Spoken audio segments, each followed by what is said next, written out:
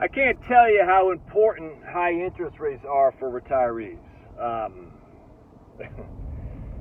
So if you're retired, dude, you're a big fan of Jerome Powell and the boys at the Fed. That's just a fact, a jack. Now the Fed doesn't control longer term rates, I grant you, but longer term rates are dictated by what the Fed's doing with the Fed funds rate.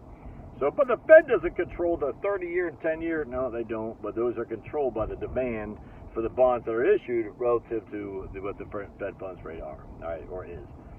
Anyway, so I'm just write my book, and it's like, dude, it's such a cluster. I'm all over the place, and it's really frustrating because I think I have a plan. I mean, I got a lot of my book done, but I'm just like, oh man, I just like, then this doesn't work. And I'm not trying to make a square peg fit through a round circle, but it's like I'd like to be there's some fluidity, is that a right word, into the book I'm writing, and it just right now it's just all over the place. It's frustrating. Well, with that said, I love what I'm doing. Don't get me wrong, and it's gonna be great. It's just you're thinking, all right, dude, I'm almost there, and then all of a sudden you hit a roadblock. You're like, oh, how come I didn't think of that? Anyway, so I'm running these things using my man Daniel Kuhlebert's 55e.co spreadsheets. And I'm using the Federated U.S. Government Bond Fund, because that's the longest bond fund we have that's U.S. government solely, in terms of numbers. Excuse me. It goes back to 1970. We have a couple other bond funds that go back before that, but I just wanted a U.S. government bond fund, because U.S. government debt is 100% guaranteed. There's no risk of default or non-interest payment. And so the only one we got is the oldest one we got is the Federated U.S. Bond Fund. U.S. Government Bond Fund goes back to 1970. So I'm running these numbers. I'm starting with $1 million or whatever. It doesn't matter. But I'm starting with a certain amount of money. I'm running percentages. I'm like, wow, this works pretty well because for stocks, 1973 and 1974 were, if you could survive that, you're probably in pretty good shape, because that was when the markets got killed. It was down 44% those 2 years combined. Plus, you had mass inflation. So for stocks, if you can survive that, you're going to be good. Most likely, I can't guarantee. Bonds is not the same. Bonds is not the same. I know everyone thinks bonds gets wrecked by inflation. No. If you look at the Federated U.S. Government Bond Fund, it did better, significantly better, relative to a certain income they're pulling out than it did in the 1990s when the interest rates were going low. Very low, not in the 90s so much, but certainly in the 2000s. It's crazy, man. You're sitting there thinking, whoa, because I'm putting the numbers in there like, whoa, this survived. I can't remember what I was talking about. I think I'm taking 6% a year without any inflation adjustments. And so that'd be, for $1 million, that'd be like $60,000 a year portfolio, with no inflation adjustments, i.e., we're pulling $1.8 million off that portfolio totally for 30 years. With a 4% rule, you're pulling about 1.9 million. And the bulk of that is in the latter part of your retirement. So anyway, so I'm running these numbers like, yeah, that's pretty interesting.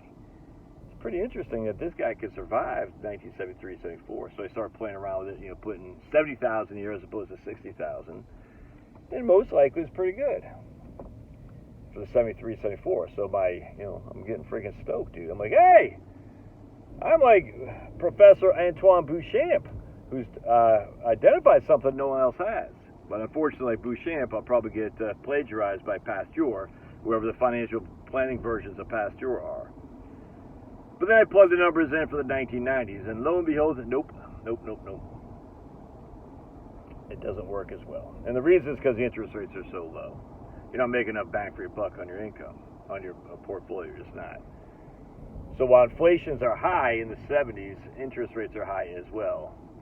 And then what happens is when inflation goes down, interest rates start going down, but your portfolio actually has a capital appreciation to some degree. I hate to say bonds have appreciation, they don't, but your portfolio has better year-over-year returns because of the drop in inflation and thus the drop in interest rates.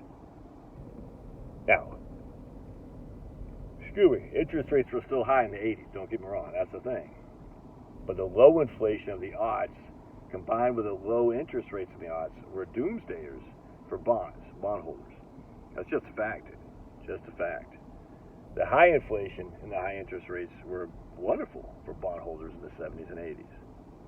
I mean, you can argue all day long that bonds get wrecked by inflation, and your argument for a retiree is just not true. It's just not true, man.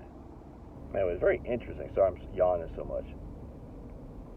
Very, very interesting though, and I'm it's just again throw me for a loophole. And I've known this. I've done videos on this probably 4 years ago, where bonds don't get wrecked by inflation the way people think. But when it comes to retiree pulling money out of there, it just opened up a whole new different So I got 3 models I'm working on. I'm working on Daniel Colbert's model, 55e.co, Craig Israelson's retirement portfolio analyzer at 712.com, and then I'm working on Right Capital, where I create, oh my God, so much, where I create my own investment returns and standard deviations and whatnot.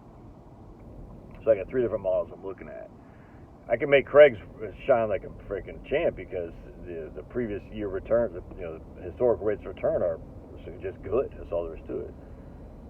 But then I want to use some real numbers with real funds. That's what Daniel Colbert's stuff can allow us to do. And that can change around the methodology, how much we're taking out and all that. But then when it comes to a simple Monte Carlo analysis, I got to go to Right Capital to do that because neither Daniel's or Craig's does that. They're just historic rates of return. So anyway, I'm looking for the golden chalice that all 3 of these things will work. Daniel's, Craig's, and then Right Capital. And we found a couple, don't get me wrong, which I'll share with you in later videos and certainly in my book, but not yet done yet. Not yet done. I want to see if I can build a better mousetrap. All right, God bless. Love your thoughts.